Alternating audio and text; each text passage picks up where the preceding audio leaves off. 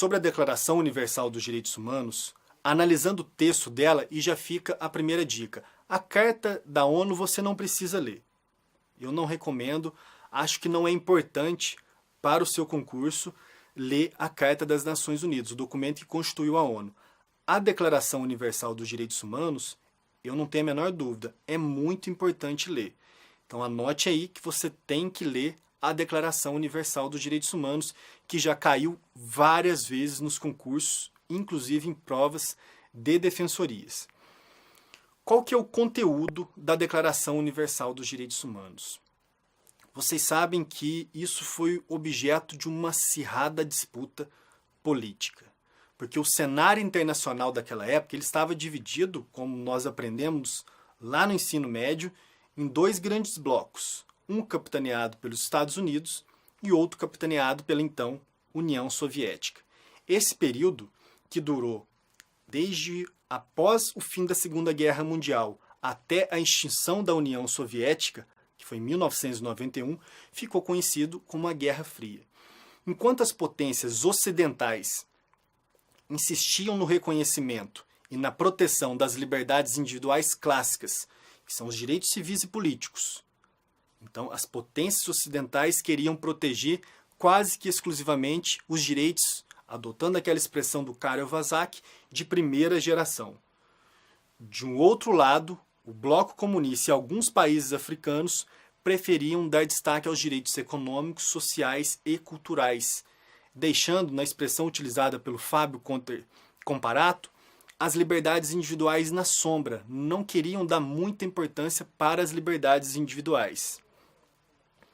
Após muito debate, a Declaração Universal dos Direitos Humanos ela acabou abrigando tanto direitos civis e políticos quanto direitos econômicos, sociais e culturais.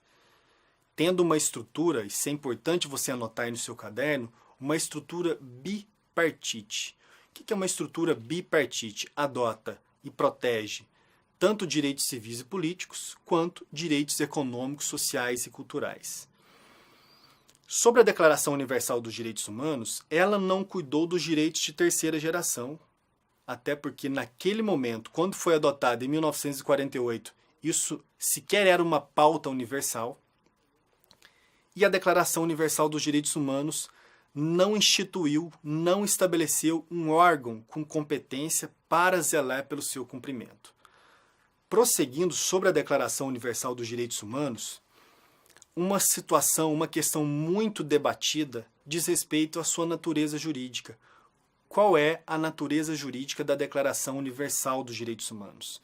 Já disse para vocês que a Carta da ONU, a Carta das Nações Unidas, tem natureza jurídica de tratado. E a Declaração Universal dos Direitos Humanos, qual é a sua natureza jurídica? Simples. A Declaração Universal dos Direitos Humanos tecnicamente não pode ser considerado um tratado.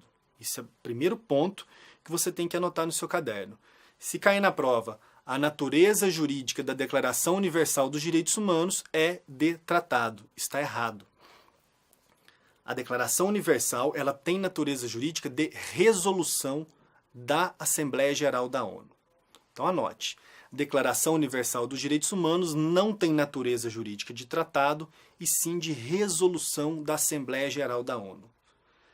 Em regra, resoluções da Assembleia Geral da ONU, assim como resoluções de outros órgãos deliberativos de outros sistemas de proteção internacional dos direitos humanos, como por exemplo a OEA, que nós veremos na aula sequente, essas resoluções não têm efeito vinculante.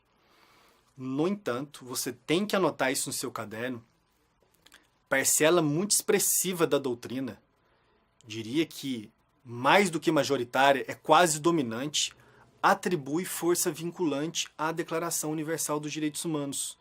E isso por dois motivos. Seja por constituir uma interpretação autêntica das expressões direitos humanos e liberdades fundamentais que constavam lá proclamadas na Carta da ONU. Isso nós vimos anteriormente, que a Carta da ONU proclamou essa obrigação dos Estados de proteger direitos humanos e liberdades fundamentais, mas ao mesmo tempo não definiu o que seriam essas expressões. Então o primeiro argumento para dizer que a Declaração Universal dos Direitos Humanos seria porque a Declaração Universal ela significa uma interpretação autêntica da Carta da ONU, ou melhor dizendo, dessas duas expressões previstas na Carta da ONU. E um segundo argumento, para atribuir força vinculante à Declaração Universal dos Direitos Humanos, é porque ela constituiria um direito costumeiro internacional, que também vincula os Estados. Para resumir esse tema e a gente passar para o próximo, a Declaração Universal dos Direitos Humanos não tem natureza jurídica de tratado, e sim de resolução da Assembleia Geral da ONU. No entanto, a partir de um entendimento praticamente dominante da doutrina, se atribui força vinculante à Declaração Universal dos Direitos Humanos, ou porque ela constitui uma interpretação autêntica de expressões veiculadas na Carta da ONU, que é um tratado, ou por constituir direito costumeiro internacional.